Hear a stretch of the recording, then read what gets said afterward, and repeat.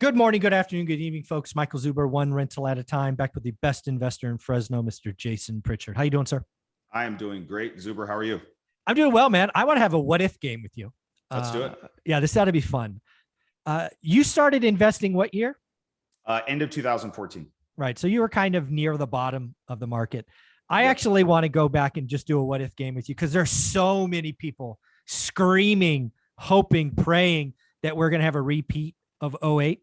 Yeah. You and I invest in the same market, Fresno, Yeah. California. I happen to know the market went from like my Norris Drive property peaked at 300 grand. It retrades after a foreclosure at 75. Everybody can look this up. 1818 Norris Drive East, 93703. It's in there. I sold it at 260, peaks at 300, back to 75. So 75% drop. Jason, I want to pretend, okay, it's June 12th, 2022. Let's pretend it's, I don't know, March of 24, and Okay. Fresno has now crashed 75% again. It is the same disaster as last time. I want to talk about A, what happened to your portfolio, B, what do we do going forward? Because I know what I'd be doing, but let's talk about it. Sure. So we're talking hypotheticals. What Yeah. happened to my portfolio, right? Yeah, Okay, like for example, because I sprung this on you last. All of my debt is 30-year fixed.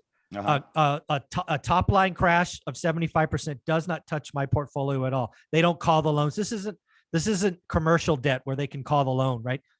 If my properties went to zero, none of my banks could call the loans, assuming I still keep making the payment. And oh, by the way, what happened last time? Rent went up in the crash because everybody was losing their homes. So that's what I meant by your existing portfolio.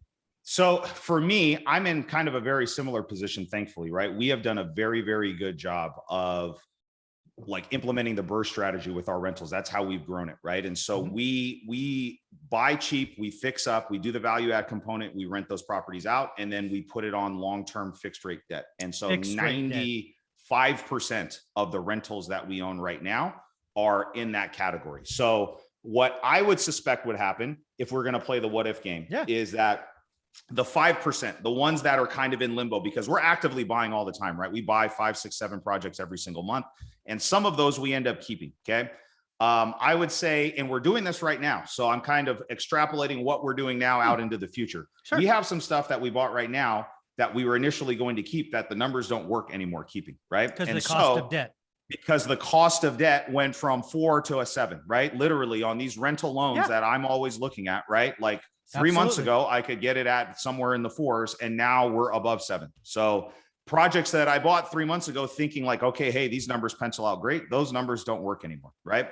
So I'm very fortunate that I do not buy deals unless I can buy them at a discount. I just do not, right? And so everything that I buy is 40, 50, 60 cents on the dollar, right? And so that gives you a lot of different options. Everything that we bought initially, let's say at the beginning of the year, or even that we continue to buy, we're just going to, instead of holding them, we're just going to sell those projects off. That's it. You know what I mean? And we're going to be in a position where we have a performing portfolio where all of our rents have been raised, right?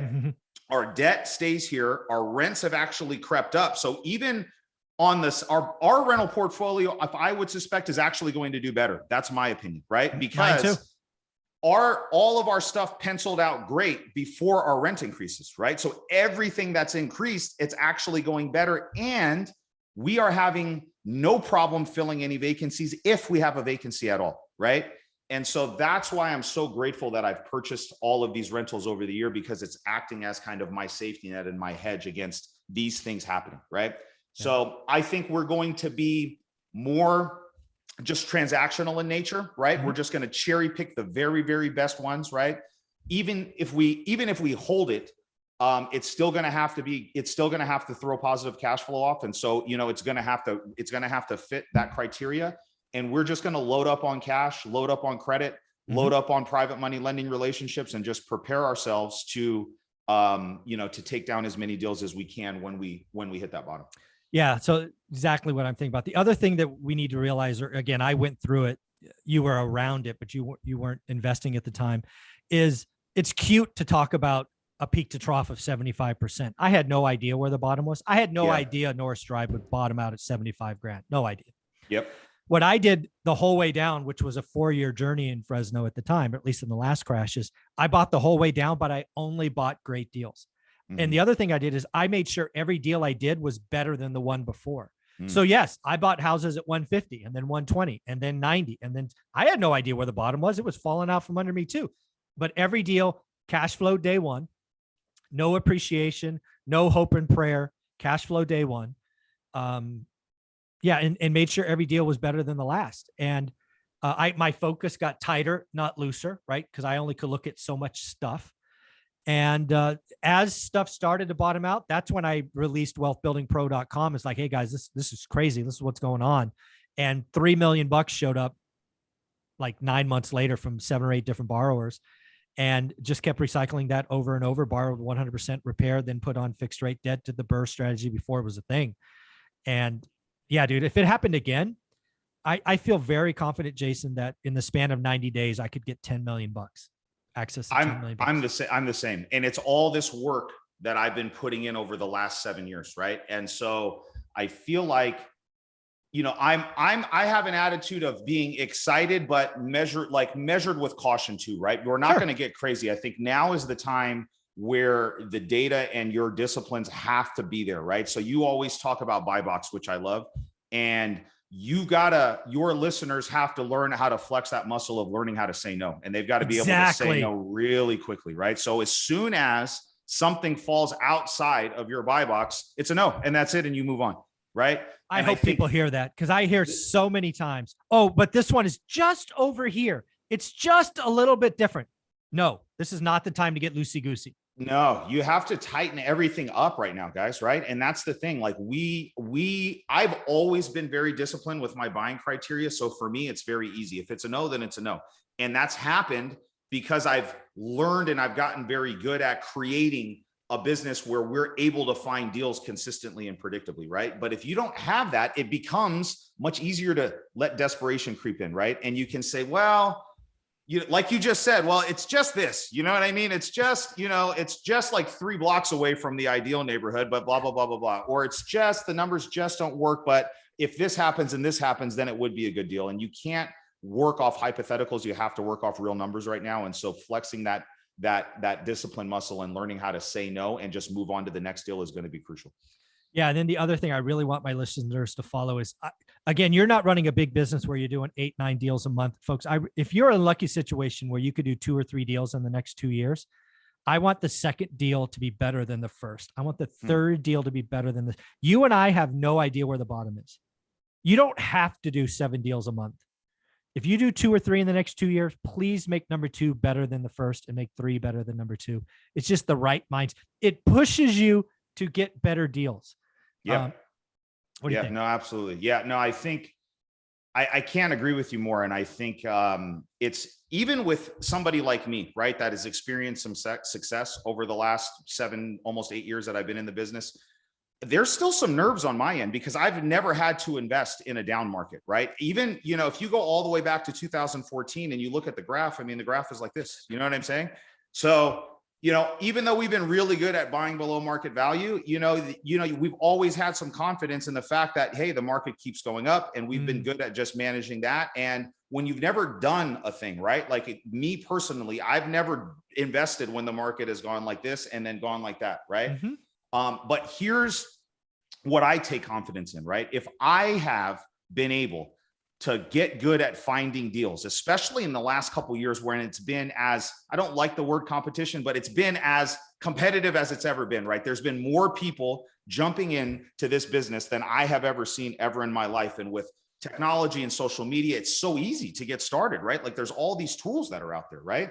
And I just have convinced myself, and I know that if I can get good at finding deals when there's this many people, imagine how easy my business is going to be when deals are more prevalent, right? We just have to make sure that we don't do anything stupid while the market is doing like this and transitioning and changing, right? And so that's it. That discipline is going to be important. Yeah. Then the other thing I want people to realize is, again, I've been through this movie before, right? I was on the other side of the Great Recession.